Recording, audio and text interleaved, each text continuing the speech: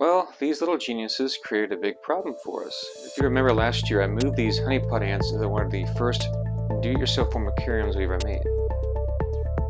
The mold I used bowed, creating a concave surface, so I was forced to use a flexible acrylic instead of glass since it wasn't a perfectly flat surface. Little did I realize our little friends here would actually take advantage of this. Over a long period of time, they have deposited sand to seal any tiny air gaps made by the flexed acrylic. In doing so, they have played a long con by slowly prying open the acrylic in the process. The sand collected between the formicarium and the acrylic was applying pressure until the magnets and seals were compromised. I began to find little worker honeypot ants scouting around the room, and that's when I realized these little geniuses had succeeded. We used putty, hot glue, and mini rubber bands to temporarily keep the nest sealed until we created a new one. Our new nest for the honeypots is a top-down view. This is unconventional for honeypots due to the repleats hanging from the ceiling of the chambers. For this reason, we purposely made the walls and peaks of chambers with a gradient and ledges.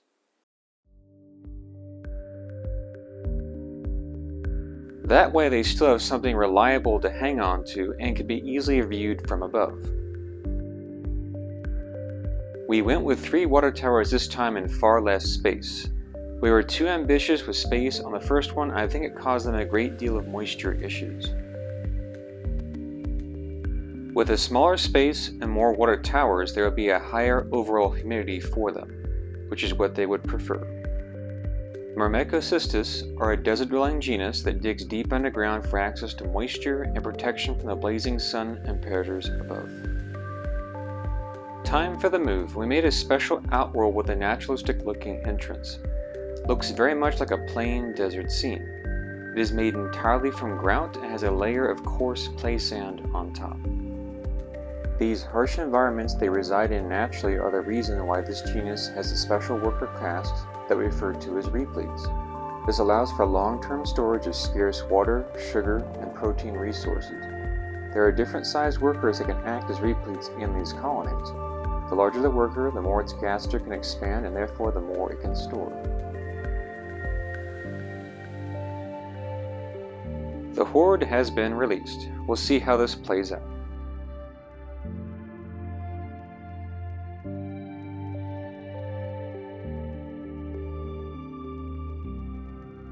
The queen is already on the move. She won't truly move in for quite some time, however. The workers have yet to establish any trails to the new nest. You were probably wondering why I didn't go to the trouble of removing each replete by hand or with forceps. First, I was unsure if I was going to harm them reaching into the deep nest they were in. Second, the repletes in this nest are so small right now they can actually walk or be dragged by the workers. So I chose the least stressful route that made sense. When it comes to any kind of necessary move with your ants, I believe it's best to always seek the solution that has the least impact on the ants and minimizes any chance of injury. You may disrupt a colony's brood cycle, kill many workers, or even stress a queen to death if this is done without using some thoughtful planning. Now, a problem that arose was that the ants were making and reinforcing pheromone trails as they walked along the walls, leading to far more worker ants circling around the outworld edges instead of finding the nest entrance. You can see this here with the ants sped up. You can think of ants as little computers responding to coding commands. Those coding commands are the pheromones produced among them, each driving a particular behavior. Understanding how these inputs work can be very helpful in ant keeping. This is also why I prefer large outworlds for ants. Ideally, the outworld should be at least 5 times the size of the nesting space. You can't observe ant trails or scouting habits when the outworld is so small that they don't truly have to search for anything. Despite this undesired rate of activity, they were still finding and exploring the new nest. I had purposely overfilled the water towers to create a lot of moisture to attract them.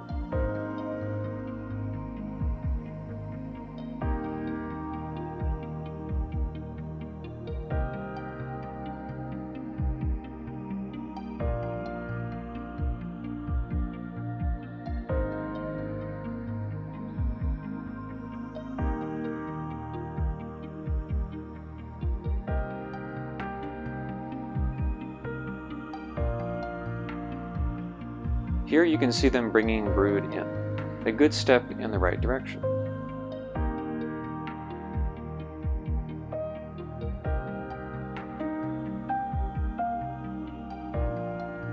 There are still a lot of holdouts and the queen inside the old nest, unfortunately.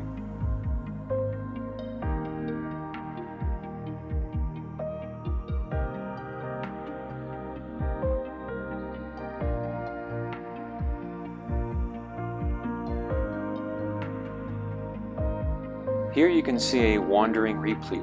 A worker will take hold of it and pull it to the nest.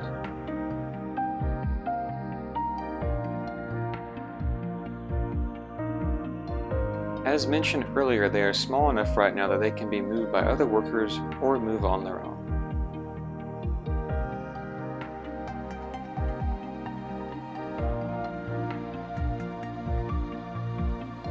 In order to speed up this process of repletes being moved or guided by workers, I created a bridge of popsicle sticks directly from the old nest to the new nest entrance.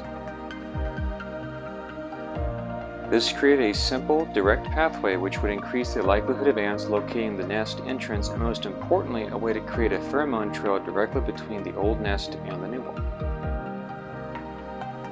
This significantly sped up the move once a few ants began using it. Knowing ant biology will help you a lot in ant keeping.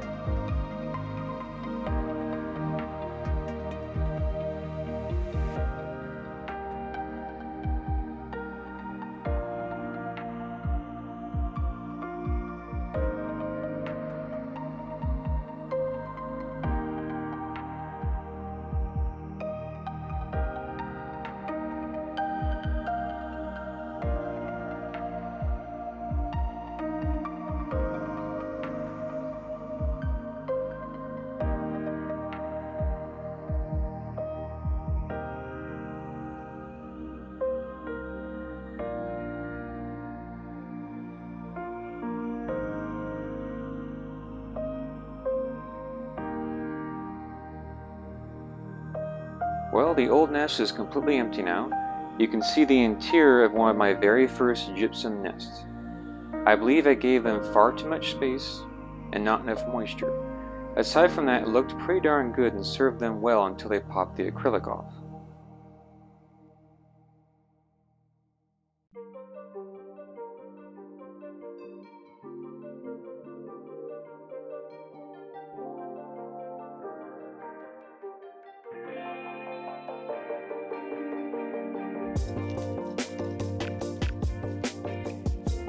Now that they are moved in, let's check and see how they have organized themselves.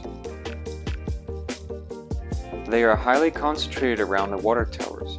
This is why they dig such deep chambers in the wild. Moisture retained deep in the ground is vital for their survival. The repletes are doing exactly what I had hoped they would do. They are clinging to the walls and the ledges we created, and so far there seems to be no issues for them concerning grip.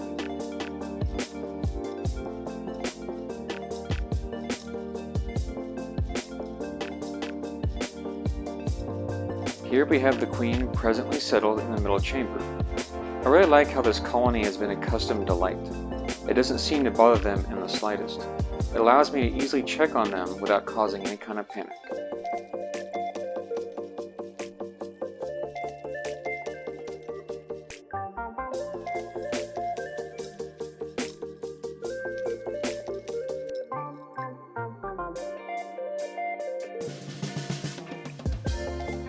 Looks like they chose to put their brood in the furthest chamber for now. You can see larvae and cocoons. Myrmecocystus need a substrate for the larva to cocoon properly. I put a layer of loose sand along the bottom of all chambers for this reason. The repletes in this chamber look to still be organizing themselves. Time will tell how well this works when they are full size.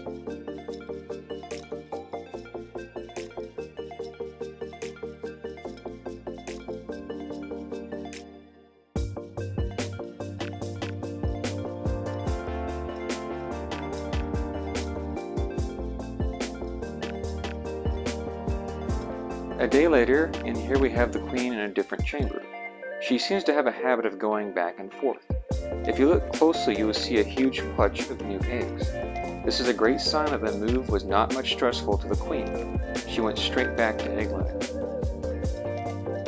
I expect this colony to continue flourishing this spring and summer season. They primarily fed fruit flies, sunburst nectar, and raw honey.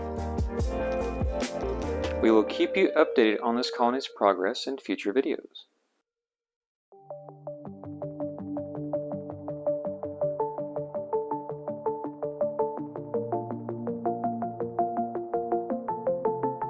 If you enjoyed this content, please give us a like, and if you haven't already, please subscribe to this channel for more ant keeping content. If you have any feedback, questions, or comments, we love to read and respond to our comments sections. We will see you in the next video.